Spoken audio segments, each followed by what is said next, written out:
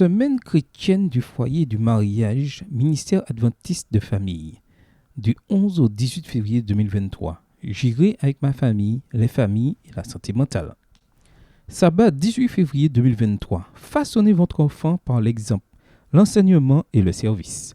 Par Joseph Kidder et Kathleen Campbell Wegley. En étant toi-même, à tout point de vue, un modèle de belles œuvres dans ton enseignement, fais preuve de pureté, de sérieux et d'intégrité. Tite 2, verset 7. En effet, le Fils de l'homme est venu non pour être servi, mais pour servir et donner sa vie en rançon pour beaucoup. Marc 10, verset 45. Dans la famille, père et mère devraient toujours présenter devant leurs enfants l'exemple où ils veulent être imités. Ils devraient manifester les uns aux autres un respect tendre en parole, en aspect et en action. Ils devraient montrer que le Saint-Esprit les contrôle en représentant à leurs enfants le caractère de Jésus-Christ. Les pouvoirs de l'imitation sont forts et pendant l'enfance et l'adolescence, quand cette faculté est la plus active, un modèle parfait devrait être présenté aux jeunes. Les enfants devraient avoir confiance en leurs parents, acceptant ainsi les leçons qu'il leur inculque. Extrait du livre d'Ellen G. White. Du livre Éducation écrit par Ellen G. White. Les leçons qu'une mère et un père peuvent démontrer à la fois intentionnellement et non intentionnellement de manière significative ont un impact sur un enfant.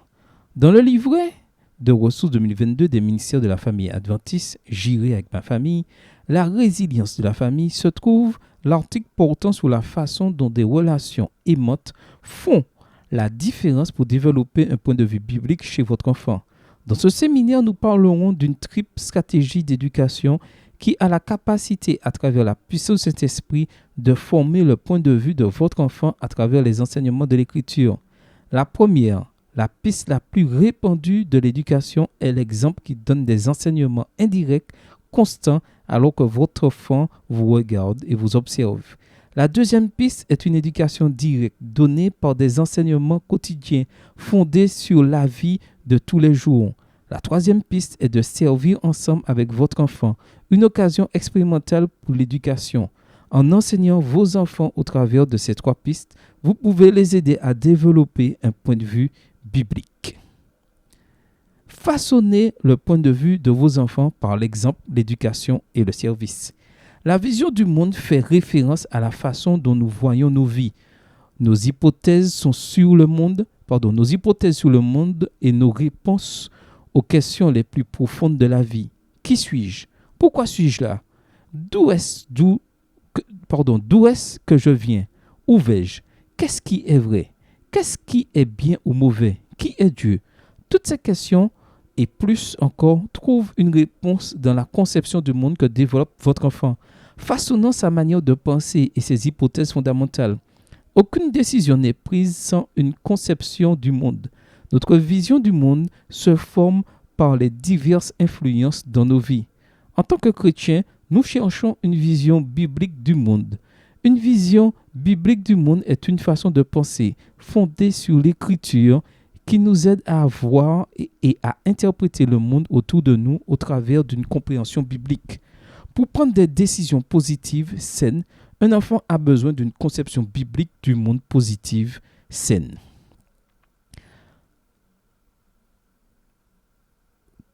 Qu'est-ce que cela signifie d'avoir une vision biblique du monde à l'opposé d'une conception séculière du monde? L'exemple comme le Christ. Que de la même manière, votre lumière brille devant les hommes, afin qu'ils voient votre belle manière d'agir et qu'ainsi ils célèbrent la gloire de votre Père céleste. Matthieu 5, verset 16. La lumière que nous faisons briller pour nos enfants les dirigera vers la source de toute lumière, ce qui signifie que les actions que nous choisissons de faire ont le potentiel de leur parler de Dieu. Si vous ne vous investissez pas dans votre foi, vos enfants ne s'y investiront pas non plus. Les croyants les plus engagés sont ceux qui transfèrent leurs croyances à la prochaine génération. Vern Benson note que les parents qui sont actifs en vivant leur foi donnent des enfants qui sont plus enclins à rester engagés à Christ. Cependant, si les parents ne sont pas eux-mêmes engagés dans des activités religieuses, si leurs actions ne correspondent pas à ce qu'ils prêchent, les enfants sont rarement motivés à suivre les pas religieux de leurs parents. Les chrétiens sont faibles dans leur propre foi, élèveront des enfants qui seront probablement faibles dans leur foi aussi. Par conséquent, les parents doivent démontrer les valeurs de Dieu dans leur propre vie, sinon les leçons qu'ils enseigneraient ne seraient que des mots vides. Quand Jésus prêchait sur la terre, ses mots étaient toujours soutenus par son comportement, comment il s'engageait avec les autres, comment il réagissait aux circonstances et simplement comment il vivait sa vie. Cet enseignement non verbalement explicite est aussi important que les leçons intentionnelles que vous donnez à votre enfant. C'est en observant votre comportement que votre enfant apprend ce qui est bien et ce qui est mal. L'apôtre Paul écrit à son jeune prodige Timothée que personne ne méprise ta jeunesse, mais sois un modèle pour les croyants par tes paroles, ta conduite, ton amour, ton esprit, ta foi, ta pureté. 1 Timothée 4, verset 12. Il y a 5 aspects clés d'exemple qu'évoque Paul dans ce seul texte. Et même s'il parle à une jeune personne, ces principes d'exemplarité sont importants pour les parents, grands-parents et aidants de tous âges à démontrer à leurs propres enfants. Qu'aucune parole malsaine ne sorte de votre bouche, mais seulement de bonnes paroles qui, en fonction des besoins, servent à l'édification et transmettent une grâce à ceux qui les entendent. Éphésiens 4, verset 29. Nos conversations devraient être bienveillantes et aider les autres, édifiant les uns au lieu de détruire les autres. C'est à la fois ce que vous dites et comment vous le dites qui fait la différence. Alors que vous communiquez avec les autres, faites-le avec amour. Vos enfants verront et apprendront que c'est la façon du Christ de s'engager avec d'autres personnes.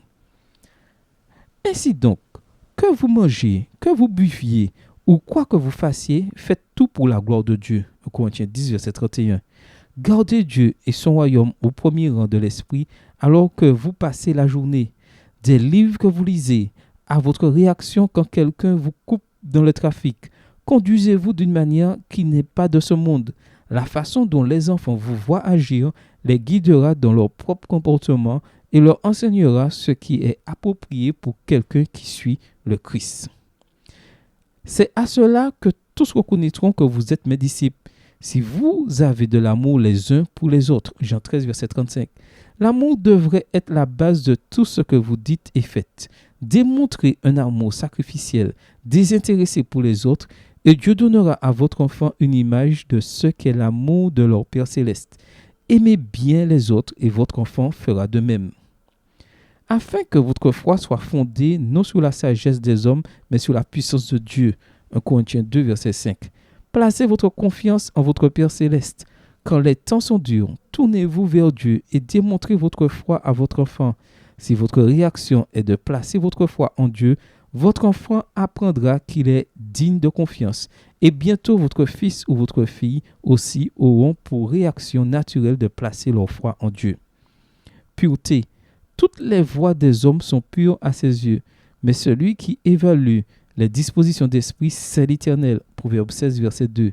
Restez en phase avec les intentions de votre cœur. Consacrez-vous entièrement à Dieu et laissez-le vous purifier de toutes vos tendances de péché. Alors que Dieu travaille en vous, il vous purifiera et donnera à votre enfant une meilleure image de la vie qu'il veut nous donner. Vos enfants regardent et écoutent toujours, observant tout ce que vous dites et faites.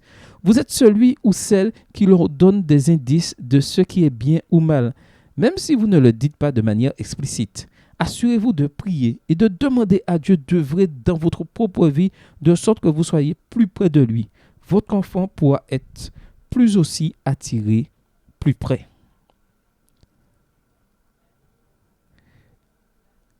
Enseignez comme Dieu a instruit. Alors que les Israélites erraient dans le désert, le Seigneur leur donna un commandement concernant une éducation. 24 heures sur 7 pour leurs enfants. Ce commandement, connu comme le schéma, littéralement traduit par entendre, était mémorisé par tous les fidèles israélites à travers les âges, et ce serait sage pour nous de les suivre aujourd'hui. Écoute Israël, l'Éternel notre Dieu est le seul Éternel. Tu aimeras l'Éternel ton Dieu de tout ton cœur, de toute ton âme et de toute ta force. Les commandements que je te donne aujourd'hui seront dans ton cœur. Tu les répéteras à tes enfants. Tu en parleras quand tu seras chez toi, quand tu seras en voyage, quand tu te coucheras et quand tu te lèveras. Tu les attacheras à tes mains comme un signe et ils seront comme une marque entre tes yeux. Tu les écriras sur les montants de la porte de ta maison et sur les portes de tes villes. Deutéronome 6, versets 4 à 9. Une implication clé du schéma est l'expérience continue d'éduquer les enfants.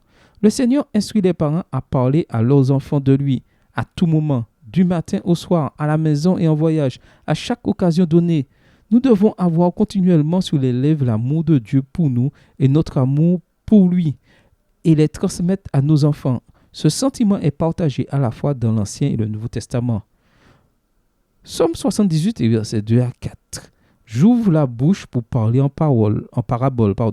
J'annonce la sagesse du passé, ce que nous avons entendu, ce que nous savons, ce que nos pères nous ont raconté. Nous ne le cacherons pas à leurs enfants. Nous redirons à la génération future les louanges de l'Éternel, sa puissance et les merveilles qu'il a accomplies. Proverbe 22, verset 6. Éduque l'enfant d'après la voie qu'il doit suivre. Même quand il sera vieux, il ne s'en détournera pas. Éphésiens 6, verset 4. Quant à vous, pères, n'irritez pas vos enfants, mais élevez-les en leur donnant une éducation et des avertissements qui viennent du Seigneur. 2 Timothée 1, verset 5. Je garde en effet le souvenir de la foi sincère qui est en toi.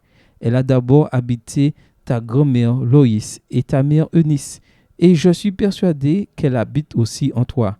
Au travers des enseignements fidèles de Loïs et Eunice, le jeune prédicateur Timothée fut élevé pour enseigner à d'innombrables autres qui est Dieu.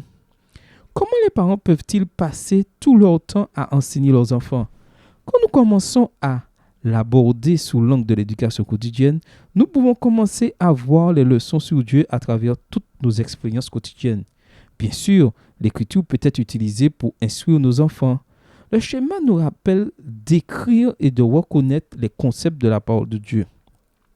L'histoire et les événements actuels autour de nous peuvent aussi être des occasions d'instruction. Nous pouvons souligner comment Dieu est présent et impliqué dans le monde aujourd'hui. La nature peut être aussi un moyen important pour instruire vos enfants sur Dieu. Les psaumes sont remplis d'exemples de moyens pour connecter la création au Créateur.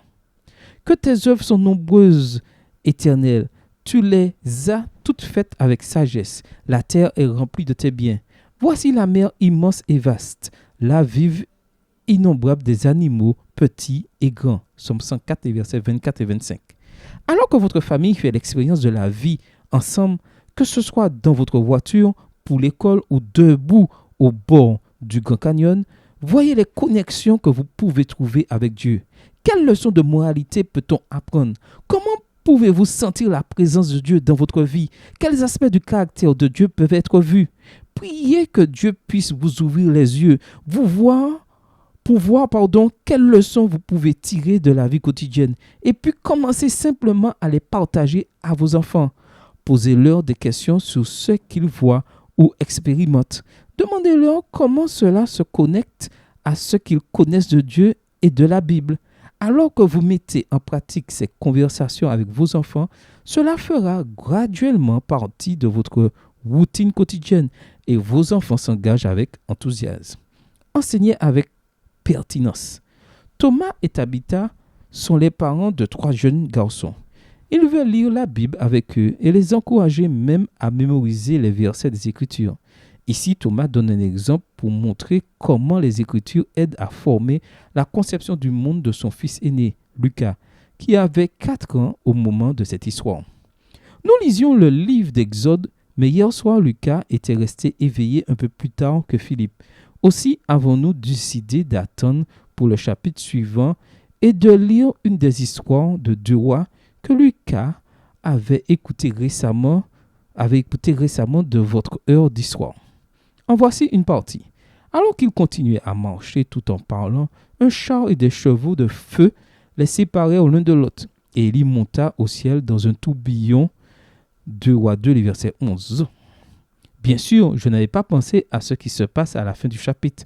après qu'Élisée prend le manteau d'Élie et après avoir purifié les eaux de Jéricho. De là, il monta à Béthel.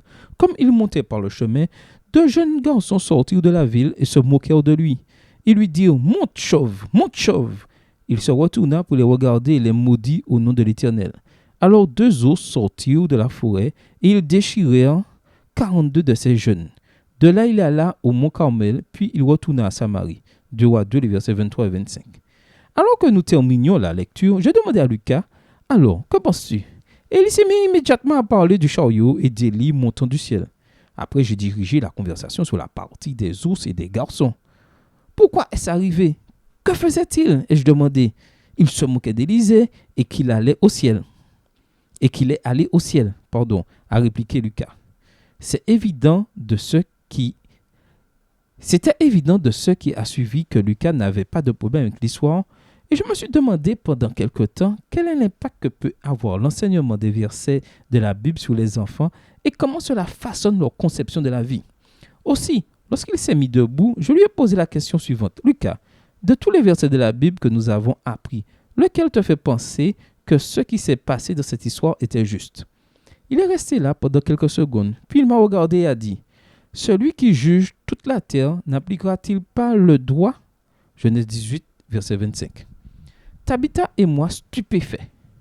Je sais qu'il y a beaucoup de choses qu'il ne comprend pas et qu'il comprend est manifestement traité de sa propre manière d'enfant de 4 ans. Mais il a fait le lien. Il savait que Dieu est juste. Et ceci a aidé quand il a entendu une histoire que plusieurs parmi nous auraient probablement mise en question. Lucas a vu l'écriture dans sa totalité. Pour interpréter l'histoire dans 2 Rois, il est allé vers Genèse 18, verset 25. Ceci nous montre à quel point il est important d'être rempli de la parole de Dieu et de guider nos enfants pour qu'ils soient à la fois remplis et guidés par la parole de Dieu. Avec l'écriture gravée dans les cœurs de nos jeunes garçons et jeunes filles, nous pouvons les guider dans l'interprétation et la compréhension de tout ce qu'ils peuvent rencontrer dans la vie avec pertinence et l'aspect pratique. Servir alors que le Saint-Esprit dirige. Plusieurs ont trouvé beaucoup de bienfaits en s'engageant dans le service. C'est une activité saine pour apprendre et croître. Prendre du temps pour engager toute la famille dans le ministère peut être une expérience puissante et spirituellement formatrice pour vos enfants. Ellen White a écrit dans Instructions pour un service chrétien effectif, le culte véritable consiste à travailler en collaboration avec le Christ. Les prières, les exhortations et les conversations sont des fruits à bon marché souvent liés en gerbe. Mais les fruits qui se sont manifestés en bonne œuvre, tels l'assistance à ceux qui sont dans le besoin, aux veuves et aux orphelins, ceux-là sont de vrais fruits et ils poussent naturellement sur un bon arbre. Les valeurs et les leçons enseignées à la maison sont mieux cimentées à travers l'action.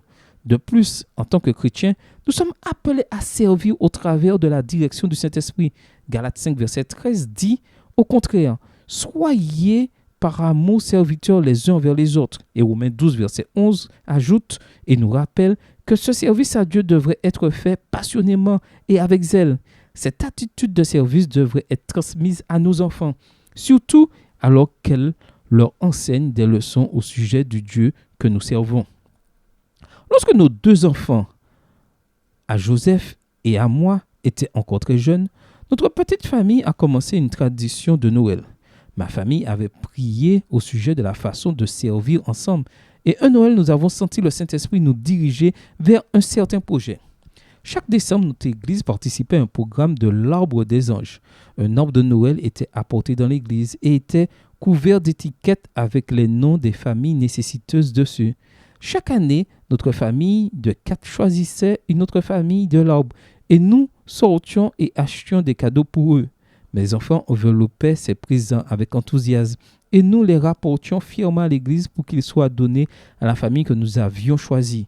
C'était une façon facile et amusante pour impliquer mes enfants dans le service et ils ont eu un cœur de service et de compassion pour ceux dans le besoin. Ellen White écrit « Les enfants devraient être instruits à sympathiser avec les personnes âgées et affligées et à chercher à soulager les souffrances des pauvres et des désespérés. On devrait leur apprendre à être actifs dans le travail missionnaire et dès leur plus jeune âge, on devrait leur inculquer l'abnégation de soi et le sacrifice pour le bien des autres et l'avancement de la cause de Christ pour qu'ils soient des ouvriers ensemble avec Dieu. Les enfants font des efforts pour le service quand on leur donne l'occasion appropriée de mettre en pratique les valeurs chrétiennes qu'ils ont apprises. Non seulement cela donne à votre fils ou votre fille une chance de croître dans la foi, mais cela peut aussi aider d'autres dans leur foi. Sheri Fuller écrit « Ne leur dites pas d'attendre jusqu'à ce qu'ils soient assez grands pour que Dieu les utilise. Découvrez ce que c'est que de partager ensemble l'amour de Dieu pour qu'ils aient des expériences optimales. Que vos enfants puissent apprécier l'expérience de servir ensemble. Cela les développera beaucoup dans leur propre cheminement avec Dieu. » Les effets de l'exemple de l'enseignement et du service. Ellen White écrit « Vous devez instruire, avertir et conseiller, vous rappelant toujours que votre apparence, vos paroles et vos actions ont une portée directe sur l'avenir de vos chers proches. Votre œuvre ne consiste pas à peindre une forme de beauté sur une toile ou de la sculpter du marbre, mais d'imprimer dans une âme humaine l'image du divin. C'est le désir et l'ordre de Dieu que les mères et les pères forment leurs enfants à suivre Christ. Tout ce qui est fait, toute parole et toute action prise devrait être centré sur le Christ, démontrant une conception biblique du monde aux jeunes esprits. Dans Genèse 18, verset 19, Dieu parle d'Abraham en disant « En effet, je l'ai choisi, afin qu'il ordonne à ses fils et à sa famille d'après lui de garder la voie de l'Éternel en pratiquant la droiture et la justice. C'est ce que les parents sont appelés à faire, élever et instruire leurs enfants selon la voie du Seigneur. » Comme le dit l'auteur Crane Hill, si les parents ne font rien d'autre sur cette terre concernant leurs enfants, la chose que Dieu voulait qu'ils fassent est de s'assurer qu'ils sont les agents de l'impartition divine d'identité et de destinée à leurs enfants. Le meilleur exemple que nous avons pu trouver est celui d'un parent qui a laissé un héritage de foi en employant tous les outils dont nous avons discuté. Une femme du nom de Susanna Wesley. Beaucoup de personnes connaissent John et Charles Wesley, deux figures marquantes de la chrétienté connues pour faire de la musique, prêcher et avoir fondé le méthodisme. Mais pas beaucoup connaissent leur mère, Susanna. Susanna a donné naissance à 19 enfants, même si seulement 10 ont survécu. Elle s'est occupée de ses enfants avec sérieux et s'est dévouée à leur éducation et leur maturation. Alors que son mari Samuel était souvent loin de la maison, prêchant ou passant du temps en prison pour dettes impayées, Susanna était celle qui élevait leurs enfants à suivre Christ. Elle a donné à tous ses enfants, à la fois aux garçons et aux filles, une éducation rigoureuse. Tous ses enfants savaient lire à l'âge de 5 ans et tous ont compris le latin et le grec. Le plus impressionnant, cependant, est la façon dont Susanna a infusé la spiritualité dans la vie de tous les jours. Elle réservait 2 heures chaque jour pour son temps personnel avec Dieu. Et donc ses enfants ont grandi en voyant à quel point une relation avec Dieu était importante. Quand l'église locale semblait mourir, Susanna invita les gens à venir chez elle, où elle dirigeait le culte de famille. Ceci eut pour conséquence que plus de personnes fréquentaient ces réunions que l'église. Ses enfants participaient au culte avec leur mère. Pour eux, c'était simplement une façon de vivre en famille. Avant d'aller dormir chaque nuit, Susanna passait 1 heure en compagnie d'un enfant, chaque nuit, avec un garçon ou une fille différente. Par son exemple, son service, son enseignement et son amour, Susanna Wesley éleva ses enfants pour être forts dans la foi. L'impact qu'elle avait sur ses enfants continuait à s'épanouir en eux alors qu'ils devenaient des adultes, et ce, longtemps après. Cet impact élargit même à l'ensemble de la chrétienté, plus importante au travers des contributions de ses fils Charles et John Wesley surtout. L'influence que les parents peuvent avoir sur leurs enfants peuvent dépasser l'entendement. En lançant leurs enfants sur une trajectoire en direction de Jésus, les parents les installent pour maintenir une conception biblique du monde et une relation proche avec leur Sauveur pour le reste de leur vie. C'est ce que veut dire laisser un héritage de foi. Susanna Wesley, Eunice, la mère de Timothée, et Loïs, la grand-mère de Timothée, et Paul lui-même sont tous des exemples clairs de ce genre d'héritage qui peut être créé quand nous sommes intentionnels dans le façonnement de la conception du monde de nos enfants. Les décisions que nous prenons en aidant à façonner leur conception du monde peuvent avoir des effets éternels. Puisse l'héritage que nous laissons diriger nos enfants et même d'autres à Christ, longtemps après notre départ. Éduque l'enfant d'après la voie qu'il doit suivre. Même quand il sera vieux, il ne s'en écartera pas. Proverbe 22, verset 6. Que le Seigneur vous bénisse. J'espère que vous avez bien profité de cette semaine de vie et de famille et que Dieu puisse agir dans vos cœurs avec l'aide du Saint-Esprit. Amen.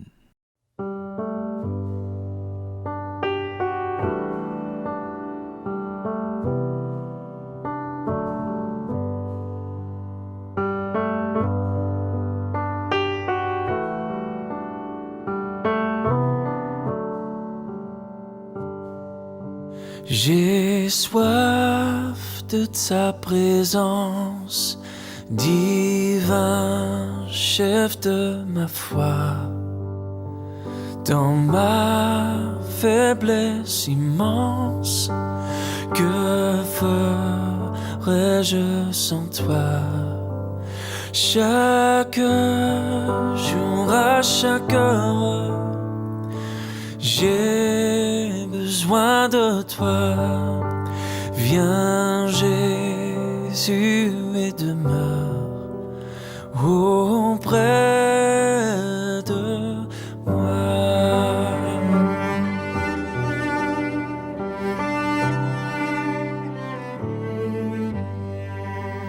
Pendant les jours d'orage, d'obscurité,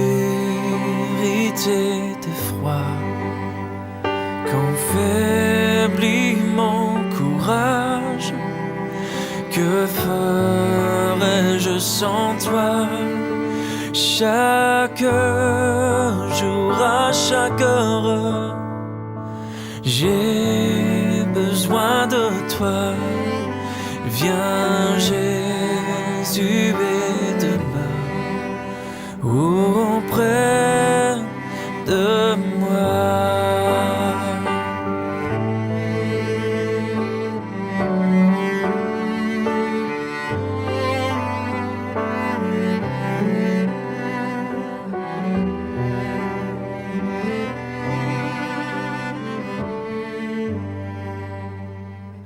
Oh Jésus, ta présence, c'est la vie et la paix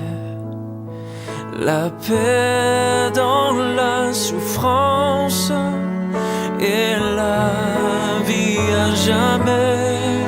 Chaque jour, à chaque heure, j'ai besoin de toi.